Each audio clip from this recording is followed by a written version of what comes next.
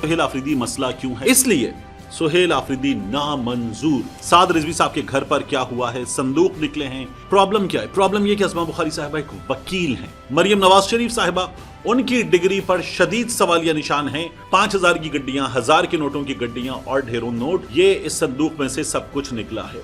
साद रिजवी साहब ने डकैती मारी है, किसी की चीजें उठा ली हैं, किसी ने शिकायत की है। मौलाना फजलुर रहमान साहब एक आलीशान घर में आलीशान गाड़ियों के साथ ये सब कुछ कैसे अफोर्ड करते हो? तो कहते हैं दोस्त करते हैं।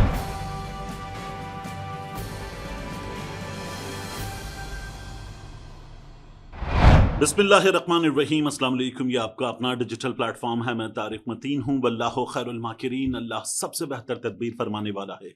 वही बचाएगा मेरे देश को बलाओं से, जो बारिश में शजर से घोंसला गिरने नहीं देता, क्योंकि उसकी तदबीर तमाम तदाबीर की इमाम है। इस वीडियो में बात करेंगे सुहेल आफरीदी मसला क्यों है। 4 चीजें हैं जिनमें से 2 में सुहेल आफरीदी मसला नहीं होगा। रियासत के लिए, एस्टैब्लिशमेंट के लिए, मरकज की हुकूमत के लिए 2 चीजें हैं जिनमें सुहेल आफरीदी एक अदद मसला बन सकता है।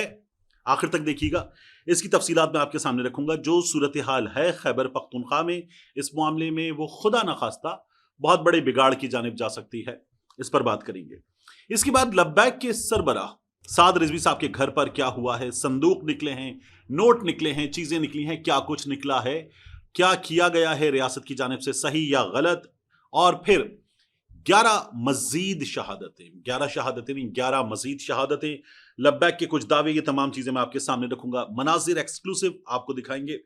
वीडियो को आखिर तक देखिएगा आप हमारे साथ। डेरा इस्माइल खान में क्या हुआ है, इसकी भी बात करेंगे। और इन तमाम चीजों से पहले ये जो आप वीडियो देख रहे हैं, यह है पंजाब की वजीर इत्तलात अस्मा बुखारी साहिबा की वीडियो। अस्मा बुखारी साहिबा एक यूट्यूब चैनल बनाया गया हुकूमत पंजाब की जानिब से, उस पर वो वीडियोस करती हैं बतौर वजीर इत्तलात। बात कर रही हैं सुहेल आफरीदी के मामले पर कि टेररिज्म का और पॉलिटिक्स का खैबर पख्तूनख्वा में एक गठजोड़ है। गठजोड़ के लिए उन्होंने नेक्सस का वर्ड यूज किया। अब जो नेक्सस का वर्ड यूज किया, उसको अस्मा बुखारी साहिबा क्या कह रही हैं, मैं चाहूंगा कि उनके मुंह से अनेक्सिस आप खुद सुने। अनेक्सिस अनेक्सिस अनेक्सिस अनेक्सिस है ना। ये कई दफा होता है। सिंध के लोगों का अपना एक्सेंट है, पंजाब के लोगों का अपना एक्सेंट है, केपी बलूचिस्तान के लोगों का अपना एक्सेंट है, मुहाजिर उर्दू बोलने वाले अर्बन सिंध के रिहायशी, उनका अपना एक्सेंट है। लेकिन अनेक्सिस सुने अस्मा बुखारी साहिबा के मुंह से, और फिर मैं इस पर मजीद बात करता हूं। पहले देखिए कि अस्मा बुखारी साहिबा बता क्या रही है। अनेक्सिस है ना, टेरर और क्राइम का जो अनेक्सिस है, सियासतदानों और जो मुकामी सियासती जो पुश बनाई है उसके साथ मौजूद है। तो ये अनेक्सिस आपने सुना। प्रॉब्लम क्या है? प्रॉब्लम ये कि अस्मा बुखारी साहिबा एक वकील हैं, सियासत में अरसे से हैं, तर्जुमानी करती हैं, काम ही इब्लाग का, बोलने का है। उसके बाद जब आप ये अनेक्सिस करेंगी, जब आप ग्राउंड टू अर्थ हो जाएंगी, डाउन टू अर्थ की जगह, जब आपको फाइबर ऑप्टिक जैसी बेसिक चीजों का नहीं पता होगा और आप वजीर इत्तलात भी होंगी, तो फिर सवाल उठेगा कि आप कैसी वकील हैं। आपकी लीडर मरियम नवाज शरीफ साहिबा, उनकी डिग्री पर शदीद सवालिया निशान है, उनके एडमिशन पर शदीद सवालिया निशान है कि मियां नवाज शरीफ ने ताकत का इस्तेमाल करते हुए ये तमाम चीजें की थी। फैलबूस साहिबा के साथ जो कुछ हुआ था, और फिर उसके बाद अब ये वकील साहिबा हैं, और वकील साहिबा क्या फरमा रही हैं, एक बार फिर जरा सुनिए। अनेक्सिस अनेक्सिस अनेक्सिस अनेक्सिस है ना। अब आगे बढ़ते हैं। बात करते हैं सबसे पहले लब्बैक के मामले की। ये जो वीडियो आप देख रहे हैं ना, इस वीडियो में संदूक खुला है, और संदूक खुलने के बाद संदूक में नीले रंग की थैलियों में नोटों की गड्डियां हैं, बड़ी गड्डियां हैं। तो ये नोट हैं, फिर उसके बाद संदूक में नोट भरे हुए हैं, एक डिब्बा है, डिब्बे में नोट भरे हुए हैं, 5000 की गड्डियां, 1000 के नोटों की गड्डियां और ढेरों नोट, ये इस संदूक में से सब कुछ निकला है। फिर उसके बाद जो बेड पर चीजें बिखरी हुई हैं, अगर आप उनको देखें, मैं वीडियो बदल देता हूं, तो इसमें आपको नजर क्या आ रहा है, अगेन नोट है, करेंसी नोट है बड़ी तादाद में, महंगे तहाइफ हैं, गोल्ड ज्वेलरी है, डायमंड ज्वेलरी है, उसके अलावा घड़ियां हैं, ब्रांडेड महंगी घड़ियां हैं। पुलिस वाले खुद बता रहे हैं कि सर ये इनको नजराने मिले हैं, ये इनको नजराने मिले हैं, ये इनके घर पर हैं और ये इनके पास चीजें हैं। आपको याद है तलाल चौधरी साहब ने कहा था आप V8 कैसे अफोर्ड कर सकते हैं, इतनी महंगी लग्जरी गाड़ियां, लैंड क्रूजर एंड ऑल, ये आप कैसे अफोर्ड कर सकते हैं। तलाल चौधरी साहब तो यहां तक चले गए कि आपके दिन रात के मामूलात सामने आ जाएं, वो चीजें सामने आ जाएं कि आप सर ना उठा सकें, शर्मिंदा हो, यानी कोई काबिल एतराज वीडियोस वगैरह, कुछ चीजें वगैरह, तो यहां तक चले गए। ये सब कुछ अचानक हुआ है, बहुत हैरान कुन है मेरे लिए इन तमाम चीजों का बहुत अचानक होना। इस पर बड़े सवालिया निशान हैं। लेकिन ये जो आप वीडियो देख रहे हैं, अब ये है प्रिजन वैन के अंदर की वीडियो और खवातीन इसमें गिरफ्तार हैं, लब्बैक या रसूलुल्लाह के नारे लगा रही हैं। साद रिजवी साहब के घर की खवातीन को गिरफ्तार कर लिया गया, ना सिर्फ खवातीन को गिरफ्तार कर लिया गया बल्कि बच्चों को भी गिरफ्तार कर लिया गया। ये तस्वीर साद रिजवी साहब के घर के बाहर जिस तरह छापे के लिए पुलिस वाले पहुंचे हुए थे, उनकी तस्वीर है। अब माई टेक ऑन दिस स्टोरी, इसके बाद स्टोरी का दूसरा हिस्सा, उसकी भी बात करते हैं। ये जो किया गया है ये क्या है? कोई साद रिजवी साहब ने डकैती मारी है, किसी की चीजें उठा ली हैं, किसी ने शिकायत की है कि ये साद रिजवी साहब के पास हो सकता था, तो ये पुलिस का तो काम नहीं है चीजें इस तरह से किसी के घर में घुसकर निकाल लेना। फिर मैं आपसे दूसरी चीज अर्ज करूं कि क्या साद रिजवी साहब को एफबीआई ने कोई नोटिस भेजा हुआ था, उनकी आमदनी वगैरह, इन चीजों पर कुछ कोई शुकुक व शुबहात थे, कोई सवालात थे? ये भी हमारे सामने नहीं है। और हमारे सामने बड़े मामलात हैं। मौलाना फजलुर रहमान साहब एक आलीशान घर में आलीशान गाड़ियों के साथ ये सब कुछ कैसे अफोर्ड करते हो? तो कहते हैं दोस्त करते, तो उनसे तो कोई नहीं पूछता। हमारे यहाँ जो सवाल करने का अमल है वो भी बड़ा चुन के किया जाता है। ये नाइंसाफी पर मबनी अमल है, अभी सहाफियों के साथ आजकल हो रहा है। इससे पहले रिजवी साहब, जब अल्लामा खादिम हुसैन रिजवी साहब हयात थे, अल्लाह जन्नत नसीब फरमाए, तो उनके भी मामलात पर बड़े सवालात उठते थे कि ये इतने पैसे कहां से आते हैं। वो कहते हैं हम बैठे हुए हैं, लोग झोलियों में डाल के चले जाते हैं। ये जो लोग बैठे हुए हैं हजारों की तादाद में, लाखों की तादाद में हमारे मुरीदैन हैं, इनके खर्चे लोग पूरे कर देते हैं, अल्लाह पूरे कर देता है, हमें क्या पता। तो वही मामलात अब भी हैं। वो खुद पुलिस वाला कह रहे हैं नजराने हैं। तो एक, क्या कोई एफआईआर थी, कोई शिकायत थी, कुछ चीजें थी? नहीं। तो ये जो किया गया ये ज्यादती की गई है, किसी के घर में घुसकर इस तरह से वायलेशन की गई है। दूसरा, खवातीन को क्यों उठाया? साद रिजवी पे प्रेशर डालना मकसद है। बच्ची को उठा लिया गया है, छोटे बच्चों को गिरफ्तार कर लिया गया है, ये प्रेशर डालना मकसद है। इसका मतलब है साद रिजवी साहब जो कुछ कर रहे हैं उससे परेशानी है, कहीं बहुत बुरी तरह से परेशानी है हुकूमत को भी, हुकूमत के साथ मौजूद इस वक्त जो हाइब्रिड हुकूमत में रियासत है उसको भी खासी परेशानी है। अब खबर का दूसरा हिस्सा, रिजवी साहब का जो मार्च है वो शेखुपुरा की हुदूद में दाखिल हो चुका है। शदीद शेलिंग की जा रही है। ये जो आप वीडियो देख रहे हैं स्ट्रेट फायरिंग की वीडियो है। अब जो मैं आपको वीडियो दिखा रहा हूं इसमें लोग ये लेटे हुए हैं, पड़े हुए हैं जमीन पर, लहूलुहान है। मैं मजबूर हूं कि आपको ब्लैक एंड व्हाइट करके दिखाऊं। ये इन लोगों का हाल है। गाड़ियां तोड़ी गई हैं। इस वीडियो में देखिए रेंजर्स वाला गाड़ी के ऊपर चढ़ा हुआ है, गाड़ी तोड़ रहा है। अब ये बाइक को जिस तरह से पुलिस वालों ने तोड़ा है, जगह जगह ये सब कुछ किया गया है। अब ये पता नहीं इनमें शामिल कोई कारकुन था लब्बैक का, या ये कोई शख्स था, राहगीर था जो फंस गया था इस पूरी सिचुएशन में। बाइक्स भी तोड़ी गई हैं, गाड़ियां भी तोड़ी गई हैं, गोलियां भी चलाई गई हैं, शदीद शेलिंग हो रही है। और जिस तरह से ये आप तस्वीर देख रहे हैं ना, भरे हुए यहां पर शेल, दीगर चीजें जो इस्तेमाल हो रही हैं, उनसे आप अंदाजा लगा सकते हैं क्या हुआ है। ये लब्बैक के रहनुमा की गुफ्तगू सुनिए। वो कह रहे हैं 11 मजीद शहादतें फजर के बाद से अब तक हुई हैं और 50 के करीब अफराद शदीद जख्मी हैं। उन 50 जख्मियों में 23 जख्मी ऐसे हैं जिनकी हालत क्रिटिकल है और वो खुदा न खास्ता जान से जा सकते हैं। ये भी सुनिए। से लेके फजर की नमाज के बाद से लेके अब तक हमारे 11 शहीद और हो चुके थे और 50 से ज्यादा शदीद तरीन जख्मी है। और डॉक्टर साहब बता रहे हैं कि 20 से ज्यादा वो सख्त तरीन जख्मी हैं कि जिन्हें अगर तिब्बी इमदाद ना मिली फौरी तौर पे तो वो भी शहीद हो जाएंगे। तो ये लब्बैक का मामला है। जिस तरह से हुकूमत निमट रही है लब्बैक के इस मामले से, ज्यादती है, गैर कानूनी, गैर आईनी है, क्योंकि आइन एहतजाज का हक देता है। लब्बैक के इस मार्च की शफाफियत के हवाले से बड़े बड़े लोग बड़ी बातें कर रहे हैं। सरवर बारी साहब कह रहे हैं कि ये इस वक्त इन हालात में जहां गजा का मामला पहुंच गया, अब करना, इससे पहले 10 बार मौके थे कि आप ये एहतजाज करते, नहीं किया था। अब बड़ा शक पैदा होता है कि आप ये सब कुछ क्यों कर रहे हैं। लेकिन मैं शक करने के बजाय शहादतें हुई हैं, हुकूमत से जवाब तलब करूंगा बतौर सहाफी कि ये कैसे किया जा सकता है, ये जो कुछ किया गया है ये कैसे किया जा सकता है।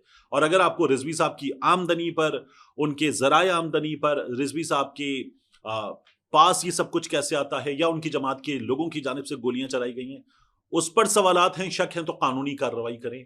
ये जो खंदकें खोदने और फिर उसके बाद रास्ते बंद करना, लोगों को मुसीबत में डालना, फैमिलीज को उठा लेना, खवातीन बच्चों को उठा लेना, ये तो बाकायदा तौर पर शिमाली कोरिया वाली हरकतें हैं। ये हरकतें नहीं करनी चाहिए हुकूमत को, ये ज्यादती है। तो मेरा टेक ये कि हुकूमत गैर कानूनी गैर आईनी काम कर रही है, नहीं करना चाहिए। अब आ जाइए सुहेल आफरीदी साहब के मामले पर। मैंने आपको सुबह भी बताया था, सलमान अकरम राजा साहब, जुनैद खान साहब, असद कैसर साहब प्रेस कॉन्फ्रेंस करने बैठे और उन्होंने कहा कि रियासत ज्यादती कर रही है।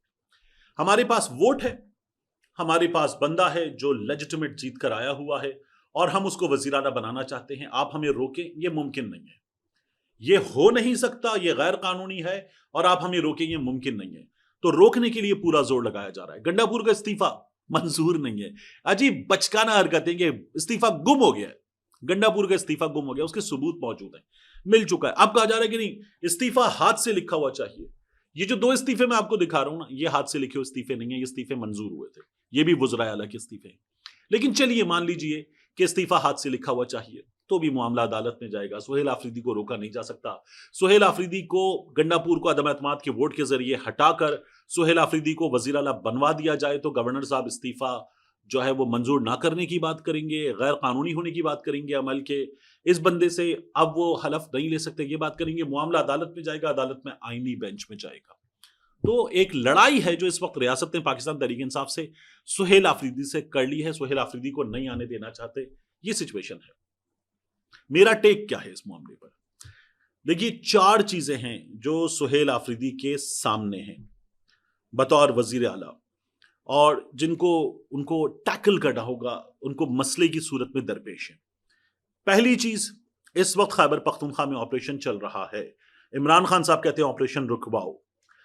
दूसरी चीज, खैबर पख्तूनख्वा का माइंस एंड मिनरल्स का मामला है। तीसरी चीज, खैबर पख्तूनख्वा का विफाक से रिलेशनशिप का मामला है। चौथी चीज, इमरान खान साहब की रिहाई के लिए जो एहतजाज वगैरह है, मुहिम चलाने का मामला है, उसमें सुहेल आफरीदी बतौर वजीर आला उसको लीड करेंगे, ये मामला है।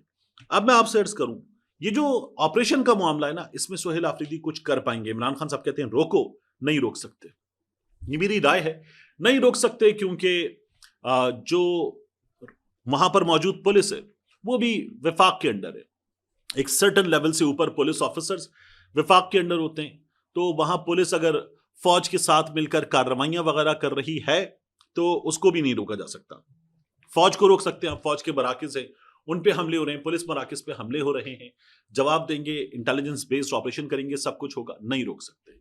तो ये रोकने की कोशिश पहले भी अच्छी की गई, बुरी की गई, बेदिली के साथ की गई, ये नहीं रोका जा सकता। ये होगा और ये होना भी है, क्योंकि अगर दहशतगर्द हमले कर रहे हैं तो ये तो होना है, तो ये नहीं रोका जा सकता। फिर उसके बाद विफाक से ताल्लुक का मामला, सुहेल आफरीदी साहब बहुत सारे मामलात में जो जब चारों वज़ीर आला की मीटिंग वज़ीर आज़म के साथ होगी, उसमें एस्टैब्लिशमेंट वगैरह बैठी होगी, वहां अपना रोल प्ले करेंगे, वो भी ठीक है। 2 चीजें प्रॉब्लम बनेंगी। एक माइंस एंड मिनरल्स का मामला, जहां एस्टैब्लिशमेंट मौजूद है, SIFC में फौज मौजूद है हुकूमत के साथ, वो प्रॉब्लम बनेगा। सुहेल आफरीदी साहब उस तरह से, जिस तरह से गंडापुर साहब कर सकते थे, नहीं करेंगे। इमरान खान के लिए एहतजाज वाला मामला खैबर पख्तूनख्वा से अगर आएगा एक काफिला और आकर एहतजाज करेगा, एक टीम आएगी, सुहेल आफरीदी साहब वो नहीं करेंगे जो अलीमीन गंडापुर कर रहे थे। यहां सुहेल आफरीदी साहब एस्टैब्लिशमेंट के हाथ में नहीं आएंगे। माइंस एंड मिनरल्स पर भी और इस मामले में भी, एहतजाज के मामले में भी वो अपनी करेंगे। तो ये 2 चीजें हैं जहां सुहेल आफरीदी उनके हत्थे नहीं चढ़ेंगे। गंडापुर साहब चढ़ जाते थे। जब गंडापुर साहब ने कहानी सुनाई थी ना, निकला इधर गया उधर गया, कूदा, पत्थर फेंके, गाड़ियां रोकी, पहाड़ पे चढ़ा उतरा वगैरह, मैंने उस वक्त भी लिख दिया था ट्विटर पे आके, नहीं लिखना चाहिए था, अबे चल। तो अब ये सब कुछ होगा, ये सुहेल आफरीदी साहब यहां कंट्रोल नहीं होंगे। 2 चीजों में सुहेल आफरीदी साहब के कंट्रोल में कुछ नहीं है, 2 चीजों में सुहेल आफरीदी साहब कंट्रोल नहीं होंगे। ये अंदाजा है, इसलिए प्रॉब्लम बन गया। वगरना सुहेल आफरीदी सियासतदान था, क्या ये सब कुछ हुआ था? क्या वो तालिबान वाला था, दहशतगर्दों वाला था, करप्ट वाला था, अफगानिस्तान के इन्फ्लुएंस वाला था? नहीं था। मुराद सईद वाला था? नहीं था। 9 मई वाला भी नहीं था। फिर सुहेल आफरीदी काबीना में आ गया, तब भी तमाम दाग सुहेल आफरीदी पे नहीं लगे थे, अब अचानक लग गए, क्योंकि नजर आ गया है। और यह भी कहा जा रहा है कि सुहेल आफरीदी को एक आध हिदायत दी गई थी, उस पर भी अमल दरामद नहीं हुआ, तो फौरी तौर पर गेज कर लिया गया कि यह हत्थे नहीं चढ़ेगा। इसलिए सुहेल आफरीदी नामंजूर। क्या गवर्नर राज लगा के रोकेंगे? ज्यादती की जाएगी। मेरा टेक ये है, नहीं रोकना चाहिए। ये चीज खुदा ना खास्ता सूरत हाल को और बिगाड़ेगी अगर इस अंदाज से की गई। नहीं करना चाहिए किसी भी सूरत में। चलने दें मामलात को, आहिस्ता आहिस्ता अदालतों में चीजों को आने दें। ये ज्यादती जो पाकिस्तान तहरीक इंसाफ के साथ की जा रही है ना की जाए। उनके खिलाफ सबूत है तो सबूत लेकर आए। इमरान खान और उनकी अहलिया के खिलाफ तो बाकायदा तौर पर यह भी बताया जाता है कि आसिम मुनीर साहब जब डीजीआईएसआई थे तो उन्होंने करप्शन पकड़ ली थी। वो करप्शन वाले सबूत लाके अदालतों में दे दिए जाए, साबित कर दिया जाए। तस्वीरें भेज के ज्वेलरी सेट की कीमत लगवाने वाला मजाक बंद किया जाए और इंसाफ तक एक्सेस दिया जाए, तब चीजें आगे बढ़ सकती हैं। आखिरी चीज, डेरा इस्माइल खान में हमला हुआ है। ये जो बात कर रहा हूं मैं आपसे कि ये हमले हो रहे हैं, इनको रोकना है, दहशतगर्दों को रोकना है, उनके खिलाफ कार्रवाई करनी है, ये तो होगी। डेरा इस्माइल खान में हमला हुआ, एक ट्रेनिंग सेंटर पे हमला किया गया दहशतगर्दों की जानिब से। 7 शहादतें हुई हैं, 5 दहशतगर्द जहन्नुम हासिल हुए हैं। तो वो दहशतगर्द उस सेंटर पे पूरा कब्जा करके मजीद जानी नुकसान पहुंचाना और अपनी वहां पर रेट कायम कर लेना, उस सेंटर के ऊपर अपना कंट्रोल हासिल कर लेना, ये करना चाहते थे। इसको नाकाम बना दिया गया। कुछ दर्जन से ज्यादा अफराद जख्मी हैं। ये बहुत बड़ी सिचुएशन है, सीरियस सिचुएशन है, क्योंकि औरकजई हुआ, ये हुआ डेरा इस्माइल खान वाला, इससे पहले मरवत वाला हुआ, फिर उसके बाद दीगर इलाके हुए। तो खैबर पख्तूनख्वा में ये वाकयात तसलसल के साथ हो रहे हैं। इन वाकयात को रोकना तो है। अब वो जो डिबेट है ना कि दहशतगर्द तुम लाए थे एस्टैब्लिशमेंट वालों या पीटीआई वालों तुम लाए थे, इस डिबेट का भी वक्त नहीं है। सीधी बात करूंगा आपसे, इस डिबेट का भी वक्त नहीं है। दहशतगर्दों के खिलाफ कार्रवाई होनी है। डीजीआईएसपीआर साहब गलत हैं जब वो ये बात कर रहे थे, मैंने कल सबूत आपके सामने रख दी है, लेकिन कार्रवाई तो होनी है। बलूचिस्तान में क्यों बात नहीं की जाती? बलूचिस्तान में भी तो हालात खराब है, बहुत खराब है, बहुत खौफनाक है। तो बलूचिस्तान की गवर्नेंस, बलूचिस्तान की हुकूमत की नाकामी की बात क्यों नहीं की जा सकती? क्योंकि बलूचिस्तान में सब कुछ एस्टैब्लिशमेंट के कंट्रोल में है। वहां बात करेंगे तो फिर पूरी तरह से मलबा एस्टैब्लिशमेंट के ऊपर आएगा, इसलिए उस पर बात नहीं करते। खैबर पख्तूनख्वा पाकिस्तान तहरीक इंसाफ की हुकूमत है, उनको गलत साबित करना है, इसलिए ये सब कुछ किया जा रहा है, जो अगेन ज्यादती है। ये ज्यादती नहीं होनी चाहिए। मिलते हैं इंशाल्लाह आपसे अगली वीडियो में।